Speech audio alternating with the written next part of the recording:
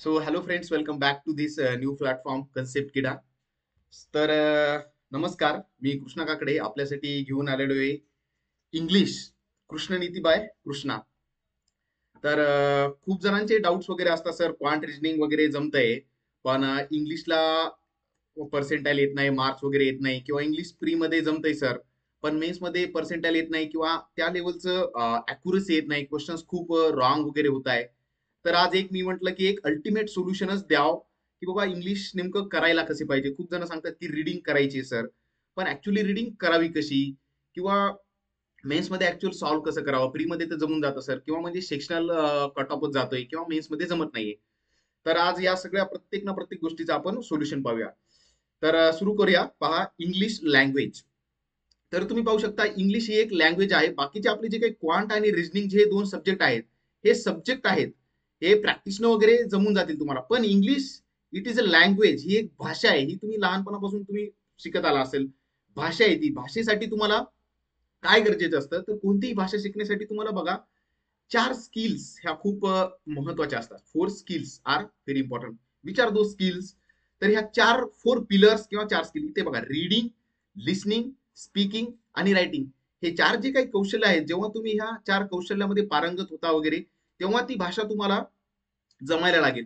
तर इथे बघा, रीडिंग, लिसनिंग. आता रीडिंग आणि लिसनिंग इथे बघा, इथे अंडरस्टँडिंग ह्या दोनची जेव्हा तुम्ही ऍडिशन कराल, तर इथे बघा, रीडिंग आणि लिसनिंग.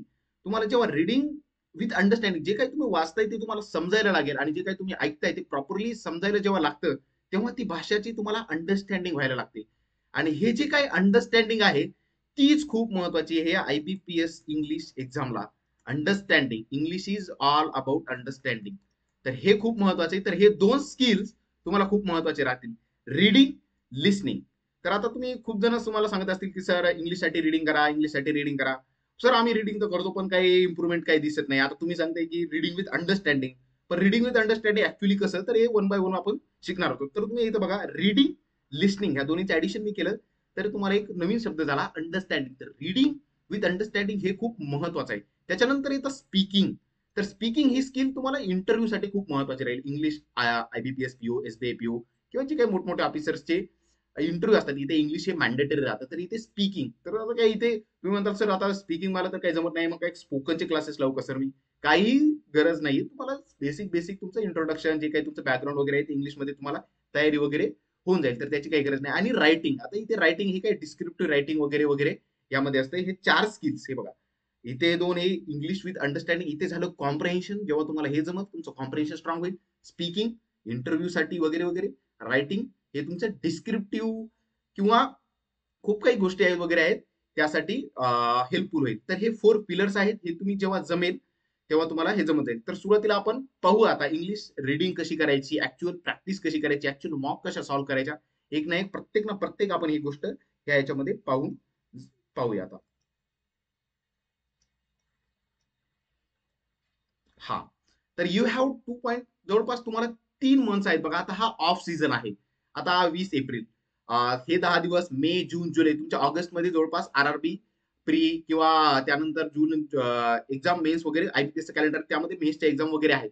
तर हा जो सीझन आहे, तिथे तुम्हाला वीक टॉपिक्स तुम्हाला कव्हर करायचे. तुमचे वीक टॉपिक्स इंग्लिश किंवा क्वांट LR मध्ये जे काही वीक टॉपिक्स आहेत, तर इथे तुम्हाला हे बघा, practice of the weak topics and complete your syllabus. ह्या 3 महिन्यामध्ये तुमचं जे काही वीक वगैरे आहे, ते तुम्हाला इम्प्रुव्हमेंट करून घ्यायचंय. आणि तुम्हाला सांगतो, पुढच्या जे काही नेक्स्ट कॅलेंडर असेल ते तुमच्या लाईनीने एक्झाम निघतील.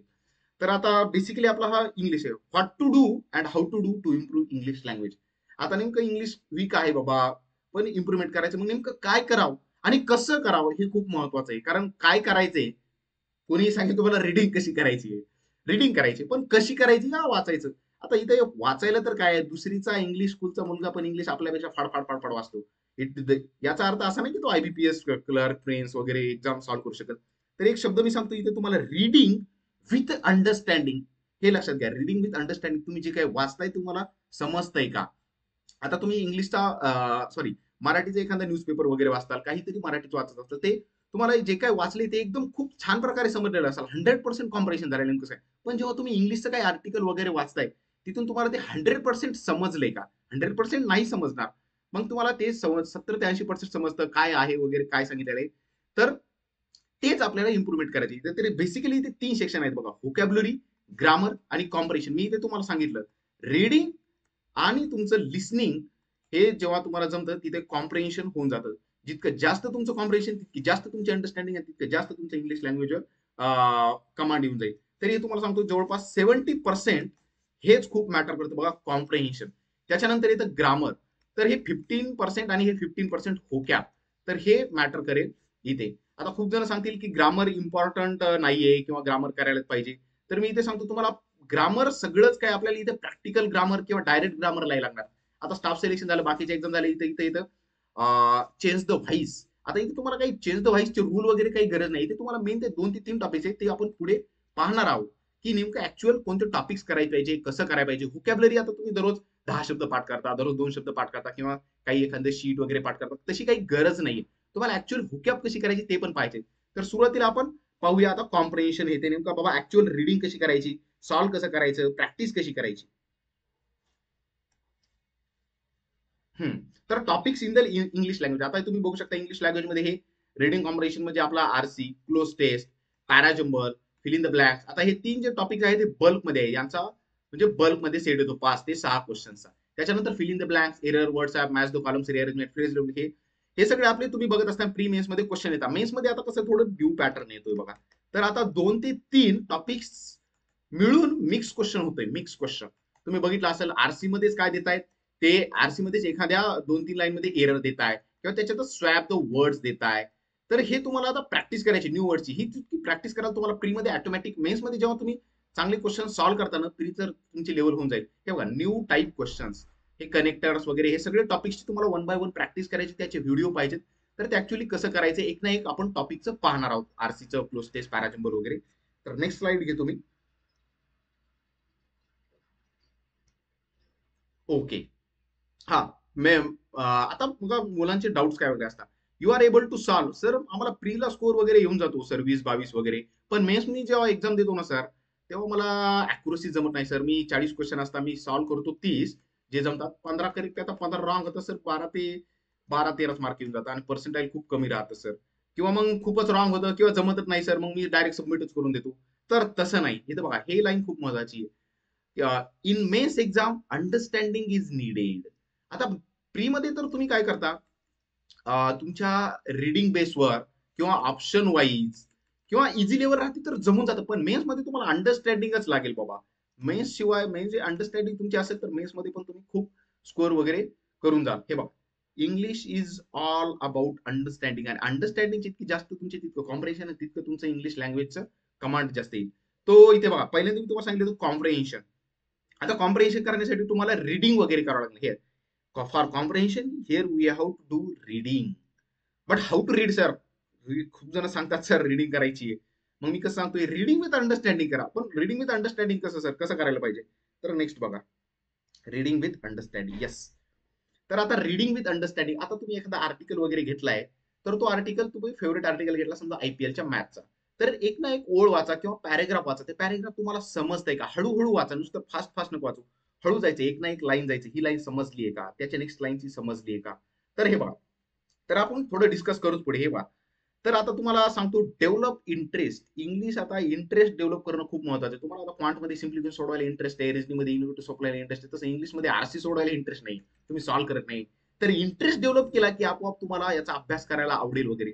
तर इंटरेस्ट डेव्हलप करा. तर इंटरेस्ट कसा डेव्हलप करता येईल बाबा, तर start with reading story books. आता स्टोरीमध्ये कसं काय असतं, काहीतरी एंडिंग वगैरे भारी असते, आपण थोडी अर्धी स्टोरी वाचतो, पुढे काय होईल पुढे काय होईल, मग त्यामुळे आपल्याला वाचायला सवय लागते. तर तुम्ही इथे start with reading story books. Story books Sudha Murthy मॅडमचे वगैरे स्टोरी बुक्स असतात, तर तिथून तुम्ही वाचायला सुरुवात करा. रीडिंग रीडिंग समजून घ्या नेमकी ती काय आहे काय नाही. एकदा का तुम्हाला अंडरस्टँडिंग यायला लागली की तुम्हाला बुक्स वगैरे सांग. त्याच्यानंतर मग मोटिवेशनल बुक्स सुरुवातीला वाचू शकता किंवा फिक्शनल बुक वाचू शकता.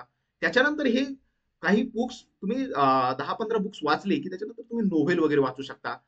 आणि हे सगळं तुम्हाला एकदा स्टोरी बुक्स, एकदा अंडरस्टँडिंग वगैरे यायला लागली, जमायला लागलं, समजायला लागलं, इंटरेस्ट डेव्हलप झाला, तर then and then you can shift to the newspaper. न्यूजपेपरवर डायरेक्ट द हिंदूच्या एडिटोरियलवरच नाही जायचं.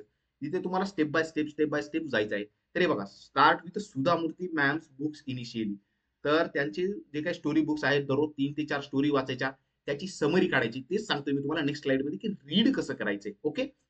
हा, आणि if the batch is on gate, तुमची बॅच जर सुरू असेल तर बॅचवरच फोकस करायचे. बॅच सुरू असताना जे काही टॉपिक्स वर त्याची प्रॅक्टिस करायची आणि सोबत रीडिंग कंटिन्यू ठेवा. बॅच सुरू असताना मी जे काही सांगणार आहे ते काही करायचं नाही. बॅच सुरू झाल्यानंतर, बॅच तुमची संपल्यानंतर हे फॉलो करायचे. ओके, जे काही बॅच मध्ये तुम्हाला टॉपिक शिकवताय त्याची खूप सारी अंडरस्टँडिंग करायची आहे आणि रीडिंग सुरू ठेवायची. ओके, आणि मी तुम्हाला सांगितलं होतं की न्यूजपेपर तुमचे बुक्स आणि फिक्शनल बुक्स वगैरे हे झाल्यानंतर न्यूजपेपर तुम्ही Indian express, business standard, the Hindu, हे असं शिफ्ट व्हायचे तुम्हाला. आणि एकदा का शिफ्ट झाले की द हिंदूच ठेवायचं नाही.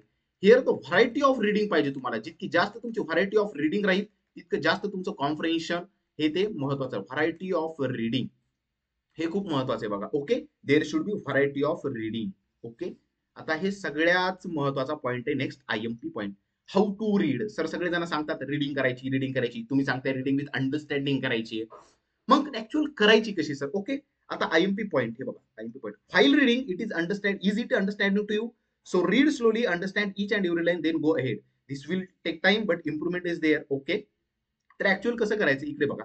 तुम्हाला आता समजा हे आर्टिकल वगैरे आहे न्यूजपेपरचं, तर one by one line read करायची. ही लाईन समजतीये का, नेक्स्ट लाईन समजते का, किंवा हा एवढा पॅरेग्राफ वगैरे आहे का, जे काही मी वाचले ते मला समजते का. मराठीचं तुम्ही वाचता बघा, ऍक्च्युअल समजतं ते काय आहे, पण इंग्लिशमध्ये समज नाही, व्होकॅब माहित नसते आणि ऍक्च्युअल काय सांगायचं आहे. तर हे अंडरस्टँडिंग किंवा लगेच लगेच तिथं मिनिंग पहा. ओके, तर ते जमून जाईल तुम्हाला. ओके, तर तशी रीडिंग करायची तुम्हाला. रीडिंग विथ अंडरस्टँडिंग, एक ना एक ओळ वाचा, एक ना एक हे वाचा. Okay, then and then go ahead. ते पॅराग्राफ समजल्यानंतर दिस, आता हे तुम्ही म्हणतात सर खूप वेळ घेऊ आहे वगैरे, जमतंय नाही जमतंय, खूप वेळ घेईल सर. बट हे बघा, English is like insurance. First you have to invest, then the returns will be great. तुम्हाला 2 ते 3 महिने देणंच आहे इंग्लिश लँग्वेजला. कारण जितके जास्त तुम्ही वेळ द्याल तितके जास्त तुमचे आउटपुट होतील. कारण एकदा का तुमचं इंग्लिश चांगलं झालं की सगळ्या एक्झाम तुम्हाला खूप छान स्कोर वगैरे लागेल. ओके, तरी ही अशी रिडिंग ठेवा, नुसतं वाचायचं नाहीये. वाचायचं, अंडरस्टँडिंग करून घ्यायची. ओके, आता तुम्ही कशी, ती एक ऍक्टिव्हिटी आहे. आता समजा तुम्ही कसं करायचं. ओके, ती एक ऍक्टिव्हिटी सांगतो मी कसं करायचो. समजा आलो मी, 50 मिनिट रिडिंग करायची. ओके, काही पण आर्टिकल झालं न्यूजपेपरचं वगैरे, रिडिंग विथ अंडरस्टँडिंग करायचं, समजून घ्यायचे त्या आर्टिकलला वगैरे, समजून घेतलं आर्टिकल. त्याच्यानंतर मी काय करायचो, 50 मिनिट रिडिंग झाली तर 10 मिनिटात तो टॉपिक बाजूला काढायचो, रफ पेज काढायचो किंवा माझं रजिस्टर वगैरे काढायचो. जे काही मी वाचलंय ते मला समजलेलं, मी त्याची समरी लिहून घ्यायचो. काय वाचलं बाबा, मी डोळे झाकायचो, 1 सेकंदा, 1 मिनिट सगळं रिवाइज करायचं आणि ते लिहायचो ऍक्टिव्हिटी, काय काय वाचलं हे आपली समरी रायटिंग मध्ये. याच्यामध्ये मला ह्या ऍक्टिव्हिटीचा खूप बेनिफिट झाला. मला डिस्क्रिप्टिव्ह रायटिंग मध्ये बेनिफिट झाला. माझी अंडरस्टँडिंग लेवल वाढायला लागली, माझं मेमरायझेशन वाढायला लागलं. हा, आणि सेपरेट हुकअप करायची गरज नाहीये. तुम्ही आता जे काही रीड करताय त्याच्यातले जे काही शब्द तुम्हाला माहित नाही तेच तुम्ही सेपरेट एक बाजूला काढा. त्याचं सिनॉनिम लिहा, अँटोनिम लिहा किंवा त्याचं मिनिंग लिहा आणि तो वाक्यात कसा उपयोग करायचा हे समजून घ्या. सुरुवातीला याला वेळ लागेल, पण एकदा का तुम्ही युजर टू झाले कमी वेळामध्ये, पण याचे आउटपुट पण त्याच प्रमाणात राहतील. तर असं सेपरेट होकॅप पण बाजूला काढा. ओके, हे बघा, separate the होकॅप, understand that article. He activity तुम्ही अशी डेली 1.5 1.5 करायची. एक सव्वा तास रिडिंग डेली करायची आणि त्याचं अनालिसिस करायचं, होकॅब लिहून घ्यायची आणि जे काही तुम्ही वाचले त्याची समरी लिहिणं खूप महत्वाचं आहे. समरी तुम्ही जेव्हा करताल हे 2-3 महिने, तुम्हाला तुम्हाला स्वतःच जमणार नाही की कळून जाईल की माझी अंडरस्टँडिंग किती छान होते यार. एकदम बेस्ट तुम्हाला जमून जाईल. एकच मिनिट. तर नेक्स्ट बघा, हेच आहे. ओके, तर हे बघा नेक्स्ट आता स्लाइड येऊ. ओके, हे ओके, येस. ती ऍक्टिव्हिटी सांगली मी तुम्हाला, काय की बाबा 1.5 आवर्सची ऍक्टिव्हिटी रिडिंग करायची, ते अंडरस्टँडिंग समजून घ्यायची, त्याची लाईन बाय लाईन काय सांगायचं आहे, त्याच्यानंतर त्याची समरी काढायची, 10-12 लाईन मध्ये बघायचं काय आहे, त्याच्यानंतर त्याचे होक्या बाजूला काढायचे, ते लर्न करायचं, रिवाइज करायचं. ही ऍक्टिव्हिटी तुम्ही खूप दिवस केली ना तर तुम्हाला एक खूप एकदम छान प्रकारे हे होऊन झाले. ही ऍक्टिव्हिटी मी केलेली, खूप इंग्लिश स्ट्रॉंग झालं माझं. त्याच्यानंतर हे हे बघा, Wien do it will get help in RC. तुम्ही जेव्हा रिडिंग करता वन गो, आता आरसी तुम्ही सॉल्व्ह करताना कसं होतं बघा, रीड करावं लागतं किंवा डबल सर्च करावं लागतं. तर एकदा का तुम्ही वाचलं की तुम्हाला ते एकदा आरसी जेव्हा तुम्ही एकदा वाचला सगळं, मग अंडरस्टँडिंग होतं आरसी मध्ये, डिस्क्रिप्टिव्ह रायटिंग मध्ये, होक्या कॉम्प्रिहेन्शन विल इन्क्रीज. तरी 1.5 ते 2 आवर ही ऍक्टिव्हिटी तुम्ही करू शकता. खूप छान ऍक्टिव्हिटी आहे, तर हिला नक्की फॉलो करा. ओके, तर मी तुम्हाला सांगलं English is like insurance, you have to invest first आणि रिटर्न्स विल बी ग्रेट. आता इंग्लिश हे कसं आहे, तुम्ही आज प्रॅक्टिस केली उद्या याचे रिटर्न्स नाही. It is not like simplification one day. आज तुम्ही सिम्प्लिफिकेशनची प्रॅक्टिस केली, उद्या तुम्हाला स्पीड येईल असं नाहीये. इंग्लिशमध्ये तुम्हाला वेळ लागेलच. First you have to invest then and then it will return. हे एक प्रोसेस आहे 2 ते 3 महिन्याची. याचे रिटर्न्स खूप आहेत. तुम्हालाही समजणार नाही की इंग्लिश कसं झाले तुम्ही जर एफर्ट घेतले 2-3 महिने. ओके. हा, तुम्हाला आता मी दोन दोन हवर्सची ऍक्टिव्हिटी सांगितली बाबा. ही काय, रिडिंग करा, त्याचं समरी काढा, त्याच्यानंतर त्याचं हुकॅप बाजूला काढा. दररोज ही ऍक्टिव्हिटी तुम्ही 2 तास केली. पुन्हा अजून काय करायचं सर, रिडिंग झालं, रिडिंग मध्ये अंडरस्टँडिंग झालं, हुकॅप झालं, पुन्हा काय तर आता हे बघा. देन तुम्ही कोणतंही जे काही टीचरला फॉलो वगैरे करताय, तुमचा जो काही वीक टॉपिक आहे, बाबा मला आता फिल इन द ब्लँक जमतच नाहीये किंवा जो काही वर्ड दिलेला आहे तो जमत नाही, त्या वीक टॉपिकचा तुम्हाला इथे व्हिडिओ पाहायचा आहे. व्हिडिओ पाहायचा, व्यवस्थित पाहायचा व्हिडिओ, एक ना एक गोष्टीकडे लक्ष द्यायचं आहे. तो व्हिडिओ अंडरस्टँड करा, त्याचं कम्प्लिटली अनालिसिस करा. ओके. आणि त्या टॉपिकचे पुन्हा क्विजेस थ्रू प्रॅक्टिस करा डेली. आज समजा आज घेतलं आरसी, 2 आरसी सोडा, उद्या फिल इन द ब्लँक सोडा, परवा दिवशी पॅराजम्पर सोडवा, त्याच्यानंतर फिल इन द ब्लँक्स, पुन्हा नंतर वर्ड स्वॅप, त्याच्यानंतर sentence rearrangement, match the columns. असं डेली याचे 2-3 क्विजेस, 20 ते क्वेश्चन होते. विदिन 10 डेज हे तुमचे प्रत्येक ना प्रत्येक टॉपिक कव्हर होऊन जाईल. प्री प्लस मेन्स हे बघा, 1 आरसी अँड अनालिसिस. आणि हा सगळ्यात महत्त्वाचं, आता तुम्ही हे केलं, समजा आता एखादी क्विज दिली, आता लिहू कुठं यार, हा क्विज दिली, मग क्विज देऊन सोडून द्यायचं नाही ते. ओके, 10 मार्क आले, रँक 1 आला, अरे वा, गुड गुड गुड गुड, अरे 2च मार्क आले, आता नेक्स्ट टाइम चांगले नाही. इथं तुम्ही इम्प्रुव्हमेंट कुठे होईल मग तुमची, इथे तर तुम्ही प्रॅक्टिस करताय. प्रॅक्टिस गरजेची नाहीये, फक्त आपल्याला इम्प्रुव्हमेंट पण करायची आहे. तर तुम्ही जेव्हा तुमचं झालंय, सबमिट झाली ती क्विज, तर इच अँड एव्हरी क्वेश्चनचं तुम्हाला अनालिसिस करायचं आहे. मॉक झालं, क्विज झालं, बाबा जेव्हा मी सॉल्व्ह करत होतो तेव्हा माझी ऍट दॅट पॉइंट थिंकिंग काय होती, ऍक्च्युअल एक्सप्लेनेशन काय दिले, माझी थिंकिंग बरोबर होती, किंवा आता तुमचं एखादा by the way mistakenly correct पण येऊन जातं. पण हे करेक्ट आले, मग हे माझं खरंच हेच म्हणजे मुद्दा होता का, हीच एरर मी कन्सिडर केली होती का, तसं नाही.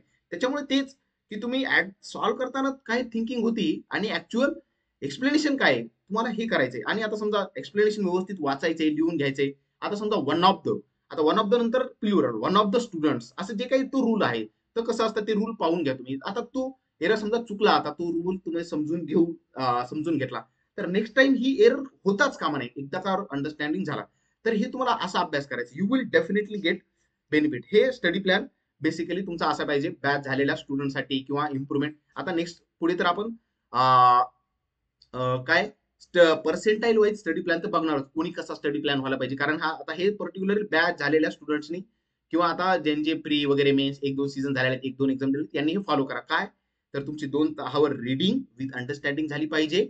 त्याच्यानंतर व्हिडिओ पाहायचा आहे तुमच्या वीक टॉपिकचा, जे काही जमत नाही त्याचं समजून घ्यायचे. त्याच्यानंतर 30 मिनिट्स तुम्हाला क्विजेस किंवा मॉक द्यायचे आहेत आणि त्याचं प्रॉपर अनालिसिस होणं खूप महत्वाचं आहे. एक नाही, इथे तुम्ही अनालिसिस केलं की तुमचं अंडरस्टँडिंग वाढेल आणि इम्प्रुव्हमेंट होईल. ओके. तर हे झालं असं. तर आता एक्झाम मध्ये खूप जण कसं करतात, सॉल्विंग स्ट्रॅटेजी काय असायला पाहिजे. आता सर आम्ही प्रॅक्टिस वगैरे तर करतो सर, पण इम्प्रुव्हमेंटच होत नाही आमची, किंवा एक्झाम मध्ये इम्प्लिमेंटेशन होत नाहीये. तर इम्प्लिमेंटेशन हे खूप महत्वाचा शब्द आहे. जे काही करताय तुम्ही हे बघा. आता इंग्लिश तुमचं जेव्हा येतं, सॉल्विंग स्ट्रॅटेजी काय असली पाहिजे एक्झाम मध्ये, तर इकडे बघा, इंग्लिशचा score is directly proportional to your mindset. तुमचा जितकं जास्त माइंडसेट हॅप्पी असेल, तुम्ही जितकं एक्साइटेड असाल, फ्री माइंडेड असाल, तितका तुमचा इंग्लिशची स्कोर वाढतो. पण तुम्ही असं अपसेट वगैरे असाल तर तुम्ही पाहिलं असेल की इंग्लिशला स्कोर वगैरे येत नाही, की जरी तुमचं इंग्लिश वगैरे चांगलं असेल. तर इथे 1 बाय 1 पॉईंट आपण डिस्कस करूया. Your mindset is IMPR, it is directly proportional to English score. Okay. You should be happy and excite. Okay. आता तुम्ही जेव्हा इंग्लिशच्या याला येता सॉल्व्ह करण्यासाठी, तर इथे तुम्हाला सुरुवात ही कोणत्या वर्ड्सने किंवा कोणत्या येणं करायला पाहिजे, तर स्टार्ट विथ वर्ड स्वॅप. हे स्वॅप खूप इझी असतं, कारण हे वर्ड स्वॅपिंग किंवा सेंटेन्स रिअरेंजमेंट, इथे तुमची अॅक्युरसी खूप महत्वाची राहते. म्हणजे तुम्हाला जमून जाता क्वेश्चन, 4 ते 5 क्वेश्चन द्यायचे, जमून जाता, 5ला 5 बरोबर येतात. सेंटेन्स रिअरेंजमेंट कारण हे जमून जातं आपल्याला. ओके. त्याच्यानंतर मॅच द कॉलम, हे तुम्ही ऑप्शन वाईज सॉल्व्ह करू शकता. त्याच्यामुळे इथे अॅक्युरसी राहते, तुम्हाला कॉन्फिडन्स येईल. एकदा का कॉन्फिडन्स आला ना सुरुवातीला, एकदा का 2-3 चौके मारायला सुरू, मग बॅट्समन खूप हे होऊन जातं. त्याच्यामुळे हे word swap, sentence rearrangement, match the column, हे जे काय आहे इथून तुम्ही सुरुवात करा. 1-1 लाईन, त्याच्यानंतर फिल इन द ब्लँक्स.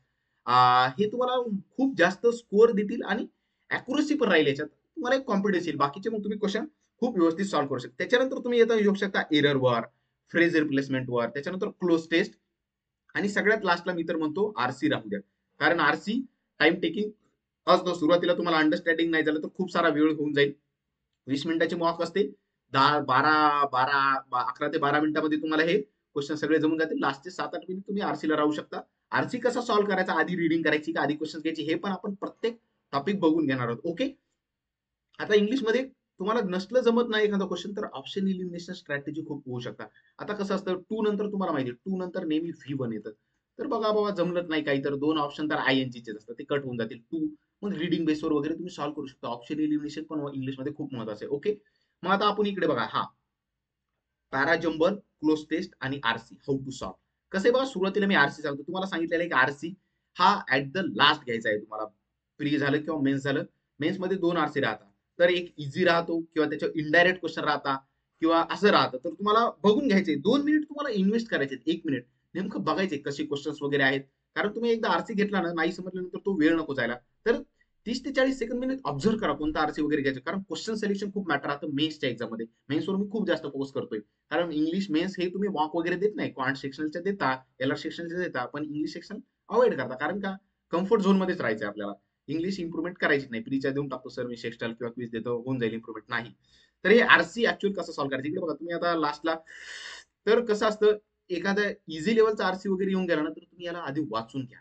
तुमच्याकडे वेळ वगैरे आहे ना, आता समजा पीओपीला तुम्हाला वेळ वगैरे लागला, लास्टचे 4च मिनिट आहेत तुमच्याकडे, तर देन अँड देन दोन मग तुम्ही काय करा, क्वेश्चन्स पहा आणि मग आरसी मध्ये जा. पण तुमच्याकडे 7 मिनिट आहेत, 6 मिनिट आहेत, 8 मिनिट आहेत, तर मग तुम्ही 2 ते 3 मिनिट मध्ये आरसी व्यवस्थित स्कीम करा. स्कीमिंग रीडिंग करून घ्या, नेमकं काय वगैरे आहे तुम्हाला समजेल. मग नेमकं रीड करायची गरज नाही किंवा डबल आरसी मध्ये जायची गरज नाही.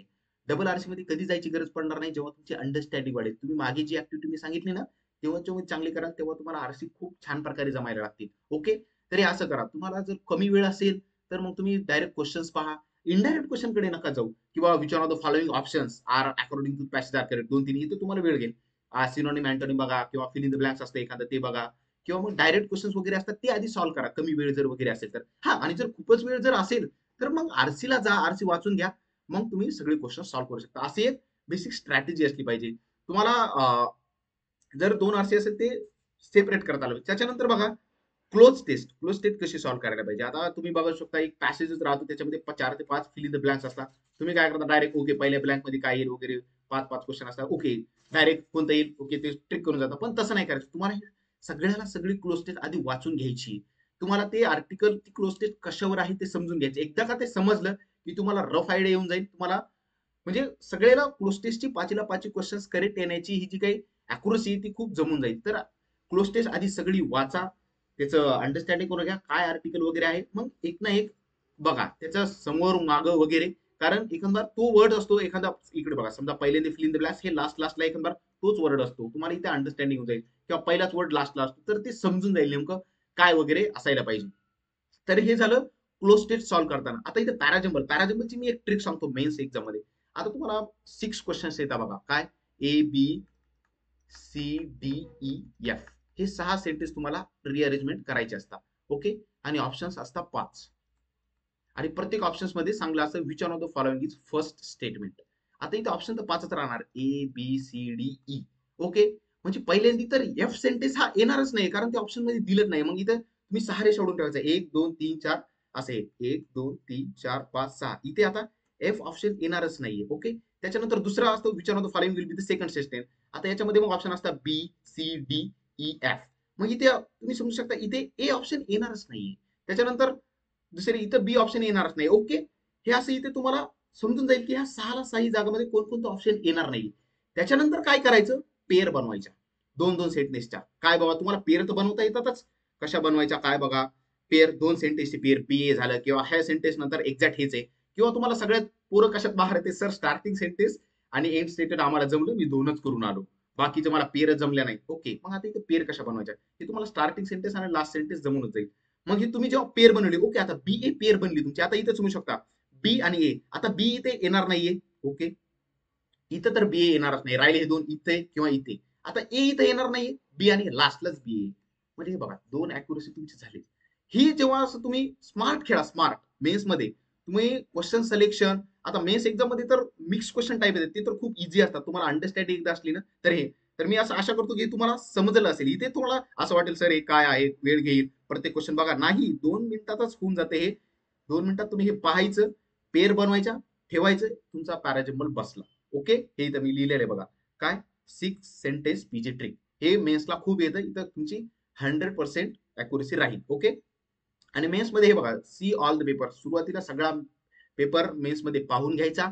जे काही मी तुम्हाला आधी टॉपिक सांगितलेले कोणते, swap the word, sentence rearrangement, match the columns, हे आधी सॉल्व्ह करायची. त्याच्यानंतर आपलं एरर, फ्रेज रिप्लेसमेंट कडे यायचं. त्याच्यानंतर सगळ्यात लास्टला जे काही सेट्स असतात त्याच्याकडे यायचे. त्याच्यामध्ये मग क्लोज टेस्ट, पॅराजंबल आणि सगळ्यात लास्टला आरसी.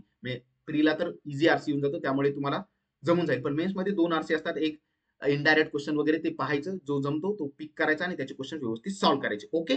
त्याच्यानंतर सर प्रॅक्टिस वगैरे करण्यासाठी कुठून करायला पाहिजे, तर मी इथे 2 सोर्सेस टाकतो, ओल्युबोल आणि प्रॅक्टिस मॉक फॉर द मॉक्स याच्या सेक्शनल वगैरे द्यायच्या. क्विजेससाठी तुम्ही अड्डा आणि स्मार्ट किडा वगैरे वापरू शकता. इथे गाईडली कम्प्लिटली अवॉइड करा. इंग्लिशसाठी हे राहणार नाही. ओके. तरी असं तुम्ही एक्झाम मध्ये सॉल्व्ह करण्याची स्ट्रॅटेजी खूप महत्वाची, कारण बाबा तुम्ही रीडिंग करताय, रीडिंग विथ अंडरस्टँडिंग करताय, खूप सारी मेहनत देताय, मॉक्स देताय, मॉक्सचं अनालिसिस करताय, पण एक्झाम मध्ये याचं इम्प्लिमेंटेशन पण होणे आलं, डायरेक्ट सॉल्व्ह नाही करायचं. ओके.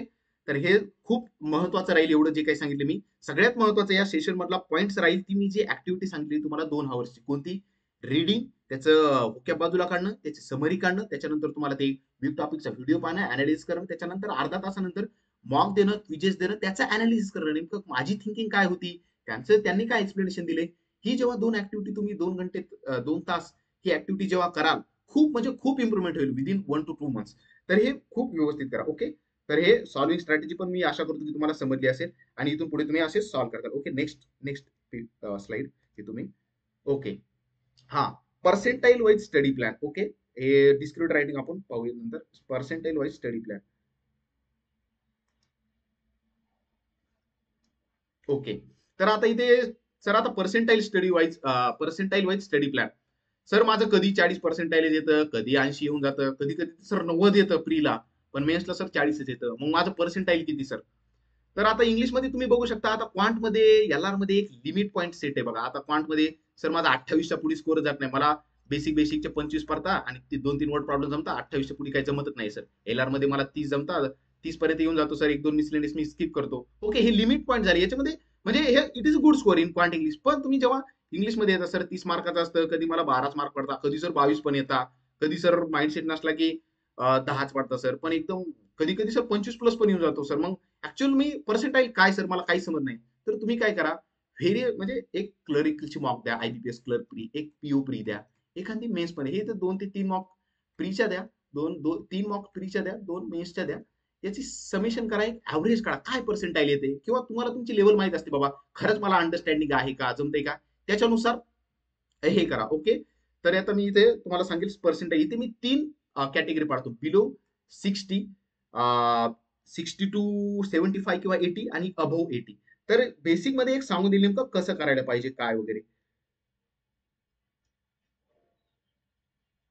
ओके. हा, 60, बिलो 60, 60 to 80 आणि अबोव 80. आता हे अबोव 80 जे आहे ना, यांचं बॅकग्राऊंड वगैरे खूप इंग्लिश, म्हणजे तुम्ही असं बरेच जण विद्यार्थी पाहिले, सर हा तर रिडिंग वगैरे करत नाही, पण याचं इनबिल्ड कसं काय सर, आम्ही तर एवढं एफर्ट्स घेतो, आमचं इंग्लिश इम्प्रुव्हमेंट होत नाही वगैरे. तर कसं असतं, कुठे ना कुठेतरी त्यांचं जे काही इंग्लिश आहे ते कुठे ना कुठेतरी कनेक्ट होत असतं.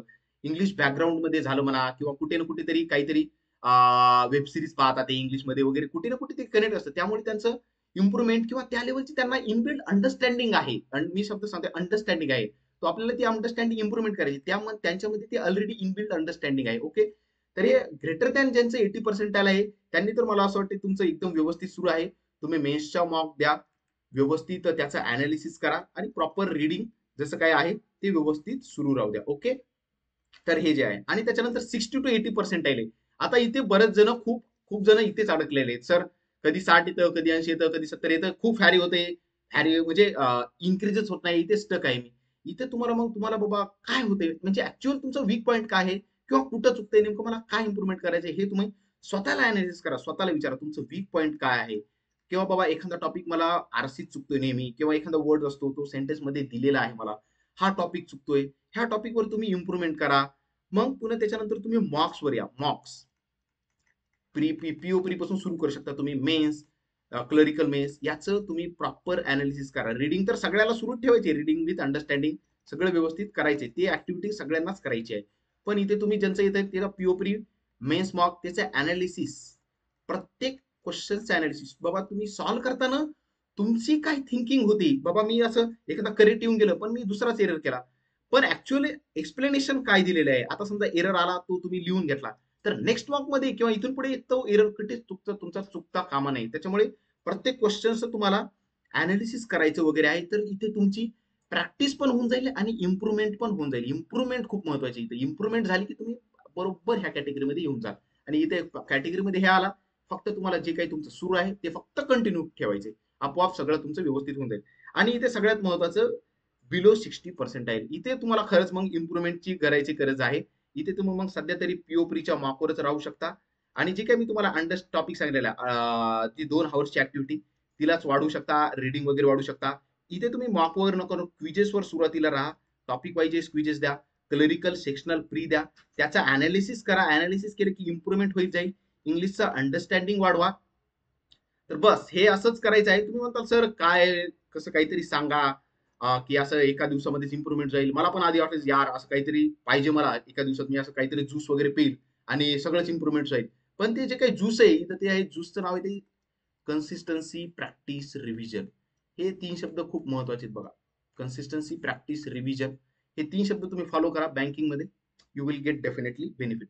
तर एवढंच सांगायचं होतं बेसिकली इंग्लिश इम्प्रुव्हमेंट कसं करायचं. माझा महत्वाचा मुद्दा होता फक्त ते 2 2.5 आवर्सचा तो study plan, reading with understanding, त्याचं समरी काढणं, हुक्या बाजूला काढणं, त्याचं पुन्हा त्याच्यानंतर तुमचा जो काही व्हिडिओ आहे तो पाहणं, कोणताही टीचर असो. त्याच्यानंतर तुम्हाला क्विजेस किंवा मॉक फॉलो करायचे, त्याचं अनालिसिस वगैरे करायचे.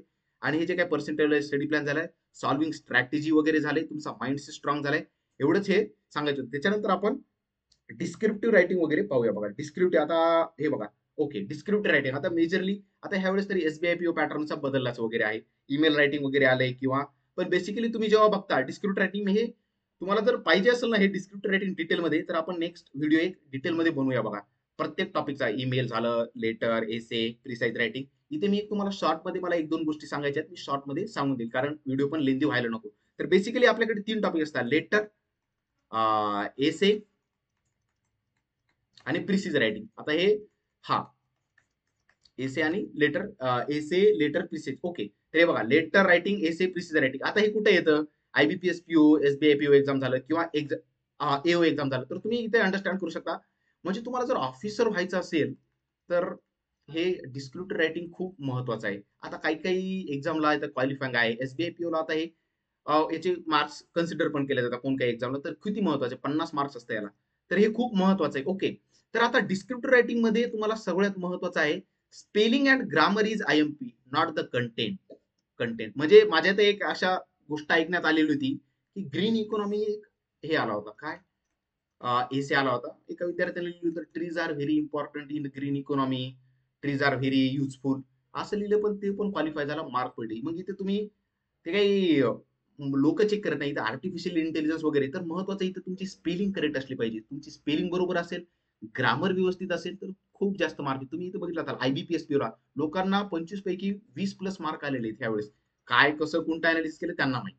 तर हे स्पेलिंग आणि ग्रामर हे डिस्क्रिप्टिव्ह रायटिंग मध्ये सगळ्यात 2 शब्द महत्वाचे, स्पेलिंग, ग्रामर. तुमचं कंटेंट महत्वाचं नाहीये. तुम्ही साधे साधे शब्द लिहू शकता. वुमन इन आलं, nowadays woman are less in the jobs, woman are uneducated so we have to give education. असे साधे साधे सिंपल सिंपल वाक्य तुम्हाला बनवायचे आहेत. एवढे वाक्य जरी सिंपल सिंपल बनवले ना, तुम्ही गुड स्कोर करून जाल. ओके. तर हे बघा. आणि लेटर जेव्हा येतं ना तुम्हाला, तर लेटर मध्ये तुम्हाला सांगतो मी एक ट्रिक सांगतो कसं काय करायचं बघा. ओके. तर आता हे बघा, तुम्हाला माहिती फॉर्मल लेटर, इनफॉर्मल लेटर येतं समजा येतच. तर आता बँक मॅनेजरला लिहा किंवा एडिटरला लिहा, अशा टाईपचे लेटर येतात, किंवा कोणाला काही कंप्लेंट करायची आहे म्युन्सिपॅलिटीला वगैरे, तर तुम्हाला माहिती डेट लिहायची असते, आपला ऍड्रेस, सेंटरचा ऍड्रेस, सब्जेक्ट किंवा डिअर सर, पुन्हा कंटेंट, पुन्हा थँकिंग यू, आणि पुन्हा ऍट लास्ट हे. ओके. तर हे इकडे बघा, तुम्ही आता बँक मॅनेजरला, एडिटरला वगैरे आलं ना, तर हे काहीतरी कंटेंट असतो, फिक्स असतो, तो तुम्ही पाठच करून जा. मी तुम्हाला नेक्स्ट स्लाइड मध्ये दाखवतोच. आता through the estimated columns of your estimated newspaper I want to draw your kind attention towards this issue. I am Krishna Kakade living in Mumbai, so in my colony this is issue. So your असं म्हणजे काही content असतं next slide मध्ये दाखवेल, ते तुम्ही पाठच करून जा. म्हणजे तुमचा एक पहिला जो काय पॅरेग्राफ असेल तो बनूनच जाईल. ओके. बँक मॅनेजरला लेटर जर आलं तर एकदम इझी. काय जो काही तुम्हाला कंटेंट दिले, एटीएम कार्ड पाहिजे किंवा अकाउंट ओपन करायचे तर एकदम बेस्ट आहे. तुम्ही ऍड्रेस, तुमचा ऍड्रेस, सेंडर ऍड्रेस तुम्हाला सब्जेक्ट तर तिथे प्रोव्हाइड केला जाईल. आणि जे काही पहिला पॅरेग्राफ आहे ते तुम्हाला पाठच करून जायचे. कसं? आता इकडे बघा, बँक मॅनेजरला आलं, sir I am Ramesh Modi, I am your customer of your bank and I want to open your account, I have attach my identity proof, xerox copies. तुमचं पुन्हा हे सुरुवातीला हे लिहा. हे त्याच्यानंतर तुमचा main content, sir I want to open your account किंवा मला एटीएम कार्ड वगैरे पाहिजे, असे तुम्ही छोटे छोटे वर्ड बनवू शकता. त्याच्यानंतर पुन्हा लास्टला एक looking for a positive reply, thank you sir, असे एक एक एक वाक्य तुमचं होऊन जाईल. पुन्हा last thank you, looking for positive आणि पुन्हा thanks and regards. Okay, next बघा स्लाइड मध्ये, त्यामध्ये मी लिहिलेलं एक बघू शकता. ओके, हा हे बघा. आता तुम्ही इथं ऍड्रेस, हा तर तुम्ही तुमचा स्वतःचा ऍड्रेस काही पण बनवू शकता. तुमचं नाव किंवा कृष्णा काकडे किंवा राम वगैरे असं काही पण नाव बनवू शकता. डेट एक फिक्स ठेवायची. पुन्हा सेंटरचा address, the manager of SBI manager, main road, branch, Dadar, Mumbai. हे पाठच करून जायचं ऍड्रेस किंवा ओके. त्याच्यानंतर सब्जेक्ट हे I am writing this letter copy. हे बघा कुठेही सेमच आहे. हे तुम्ही पाठच करून जा काय लिहायचे वगैरे. पुन्हा हे बघा, हे लास्टला looking for a positive reply किंवा हे आय बिलीव्ह दॅट वगैरे वगैरे, युअर्स ट्रुली. हे जे काही, आणि तुमचं जे काही सेकंड पॅराग्राफ आहे ते तुमचा कंटेंट राहील. जे काही तुम्हाला सब्जेक्ट दिलेला आहे त्याच्यानुसार ते तुम्ही इथं चेंजेस व्हॅरी करू शकता. ओके, हे जर लेटरच्या बाबतीत तुम्ही मला, तुम्ही तर असे फॉर्मल लेटर लिहा, इनफॉर्मल लेटर नका लिहू, कारण याचा हे छान आहे. त्याचा ढाचा वगैरे मार्क पण चांगले मिळतील. ओके, हे बघा इथं फॉर्मल लेटर सॅम्पल आहे. हे तुम्ही असा ऍड्रेस तुमचा पाठच करून जायचा. त्याच्यानंतर हे with due respect, I would inform you वगैरे, पाथ होल्स वगैरे तुमचा इश्यू. त्याच्यानंतर मेन कंटेंट वगैरे झालं. हे पण I would like to draw kind attention, looking for a positive reply वगैरे वगैरे, थँकिंग यू युअर सिन्सिअरली. हे तुम्ही पाठच करून जा, खूप वेळ वाचेल. हे बघा, आणि एडिटरला वगैरे असं हे बघा, paragraph one, through the estimated columns of your prestigious newspaper, I would like to draw your kind attention, people are connected to authorities, म्हणजे कन्सर्न अबाउट ऑथॉरिटी, सॉरी. मग हे तुम्ही पाठच करून जा. तुम्हाला इश्यू इथे तुम्हाला मांडायचे त्या न्यूजपेपरद्वारे. हे पण हे मी तुम्हाला ही पीपीटी शेअर करून जाईल, हे तुम्ही पाठ करू शकता. तर इथे तुम्ही, आणि सॉल्व्ह करण्याचे तुम्ही एक लक्षात घ्या, जीए मध्ये तुम्हाला थोडाफार 2-3 मिनिट वेळ मिळता, तर तुम्ही रफ पेजवर काय करू शकता, लेटर असं लिहून घेऊ शकता. 2 ते 3, आता 15 मिनिट जीकेचं सेक्शन असतं, तुम्ही 10 मिनिटात सॉल्व्ह केले. 5 मिनिट राहिले, सर काय करू, काय काय बसूनच होतो मी जीकेला. 5 मिनिट मध्ये काय करायचं, तुम्ही मग रफ पेपरवर लिहून घ्यायचं लेटर वगैरे वगैरे. मग पुन्हा तुम्ही जेव्हा सेक्शन तुम्हाला डायरेक्ट टाईप करू शकता आधीच लिहून. नाहीतर कसं असतं, सर काही डिस्प्यूट आला अचानक, सगळं खडखड खडखड वाचायला लागलं, मला काही सुचलं नाही, सर काय करावं काय करावं, ते ब्लँक होतं. त्याच्यामुळे आधी लिहून घ्यायचं न्यूजपेपरवर त्या जीकेच्या सेक्शन मध्ये वगैरे, मग पाहून तुम्ही फास्ट मध्ये टाईप करू शकता. म्हणजे तुमची सुरुवात एकदम स्ट्रॉंग होईल. एकदा सुरुवात झाली की पास गो. त्याच्यानंतर आता हे झालं, हे मी शॉर्ट मध्ये सांगतोय तुम्हाला. त्याच्यामुळे तुम्हाला जर डिटेल व्हिडिओ पाहिजे असेल तर आपण बनवू. त्याच्यानंतर एक शॉर्ट मध्ये एसेच एक तुम्हाला सांगून देतो. हा, एसे, हेअर द, हे बघा छोटे छोटे point, hair variety of reading will help here. आता एसे खूप वेगळ्या प्रकारचे येतात. तुमची जास्त व्हरायटी ऑफ रिडिंग राहील तितके जास्त तुम्हाला एसे मध्ये म्हणजे ते पॉईंट सुचतील. आता एसे मध्ये काय करायचं, आता तुम्ही लेटर, आता डिस्क्रिप्टिव्ह रायटिंग आलं तर आधी लेटर लिहायचं, एसे आधी घ्यायचा नाही. तुम्ही लेटर लिहिलं त्याच्यानंतर एसे येतो. तर एसे आलं की डायरेक्ट टाईप करायला सुरुवात करायचीच नाही. काय, सर मला काही सुचन गेलं, काहीच नाही. सुरुवातीला काय करायचं, पॉईंट्स लिहून घ्यायचे काय काय आहेत. आता समजा वुमन इनइक्वालिटी आलं किंवा इन्व्हायरमेंट आलं, हे बघा कुठं लिहिलं, हा यू, मग काय करायचं, you can write positive points, negative points. आता वुमन मध्ये पॉझिटिव्ह पॉईंट्स काय आहेत, निगेटिव्ह पॉईंट्स काय आहेत, असे छोटे छोटे छोटे मुद्दे लिहून घ्यायचे तुमच्या रफ पेपरवर. त्याच्यानंतर मग तुम्ही काय करू शकता, त्याचे वाक्य बनवू शकता वगैरे वगैरे, लिहू शकता. डायरेक्ट टाईप करायला सुरुवात करायची रफ मध्ये. 2 ते 3 मिनिट द्या, कारण एकदा का तुम्हाला कंटेंट तयार झालं ना, तुम्ही टाईप करायला बिंदास राहतात. नाहीतर 2-3 वाक्य टाईप करता, आता काय टाईप करू, आता काय टाईप करू, आठवतच नाही. त्यामध्ये सर माझं मग 200 पैकी 100च वर्ड झाले, कंप्लीट प्रत्येकाचे असते. त्याच्यामुळे तुम्ही बाहेरून आधी रफ लिहा काय वगैरे आहे, त्याचे पॉझिटिव्ह पॉईंट्स, त्याचे निगेटिव्ह पॉईंट्स, किंवा त्याचं बॅकग्राऊंड, किंवा मग त्याचे इफेक्ट्स काय राहतील, त्याचे कॉजेस काय आहेत, त्याचं आउटपुट काय राहील. हे अशा गोष्टी तुम्ही याच्यावर फोकस करू शकता. किंवा तुम्ही एखादं एक्झाम्पल देऊ शकता, there is a lady then he become officer वगैरे, असं एक्झाम्पल द्याल की तुमचे वर्ड्स पण होऊन जातील. हे बघा, first to think through 2 minutes, write on the page, then start typing. आणि स्पेलिंग आणि ग्रामर आणि स्मॉल स्मॉल सेंटेन्स हे डिस्क्रिप्टिव्ह मध्ये खूप महत्वाचे. ओके, आणि logical sequence should be follow there. आता तुम्ही एखादा एसे वगैरे लिहित आहे, तर त्याचा सिक्वेन्स, त्याची पार्श्वभूमी काय आहे, सध्या ट्रेंड काय आहे, आणि फ्युचरमध्ये ट्रेंड काय होईल, असं एखादा पॅराग्राफ जोडू शकता.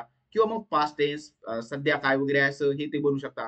किंवा पहिल्यांदा एक जनरल आयडिया सांगू शकता, त्या जनरल मधून स्पेसिफिक आयडिया सांगू शकता, असं एक लॉजिकल असू शकता. आणि लास्टचे जे काही 2-3 लाईन असतील तुमच्या त्या एसेला समराईज करा. एवढं जाईल तुमच्या एसे मध्ये. एवढंच सांगायचंय शॉर्ट मध्ये. तुम्हाला जर डिस्क्रिप्टिव्ह पाहिजे असेल टोटल, तर आपण एखादं नेक्स्ट सेशन घेऊ शकतो. ओके, तर हे झालं एसे बद्दल पण. ओके, तर एवढं आहे बघा. अजून लास्टला एवढंच सांगू शकतो.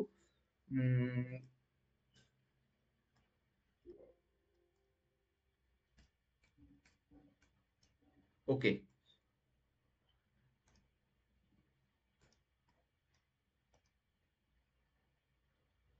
तर तर मी तेच सांगितलं तुम्ही इंग्लिशची रीडिंग वगैरे कशी करायला पाहिजे. रीडिंग विथ अंडरस्टँडिंग कोणती त्याची काय ऍक्टिव्हिटी आहे 2 आवरची ती फॉलो करा. व्हिडिओ फॉलो करा. त्याच्यानंतर जे काही बिगिनर वगैरे आहेत त्यांनी क्विजेस आणि त्या क्विजेसचं अनालिसिस किंवा क्लर्क प्रीची सेक्शनल मॉक ही ऍक्टिव्हिटी, त्याच्यानंतर ही ऍक्टिव्हिटी फॉलो करायची. डिस्क्रिप्टिव्ह पण सांगितलेले आहे, सॉल्विंग स्ट्रॅटेजी पण सॉल्व्ह केलेले आहे. तर एवढंच मला म्हणजे बेसिकली सांगितलेलं आहे. तर एवढं नक्कीच फॉलो करा. आणि थँक्यू फॉर दिस. आणि हे फॉलो करा, एका लेंथ नंतर तुम्हाला व्यवस्थित समजून जाईल. आणि नक्कीच कमेंट करा व्हिडिओ आवडला असेल तर, किंवा तुम्हाला नेक्स्ट व्हिडिओ पाहिजे असेल तर. तुमची एक कमेंट आम्हाला नेक्स्ट व्हिडिओ बनवण्यासाठी नक्कीच प्रेरणा देईल. So thank you so much. We will see in the next video. So thank you so much.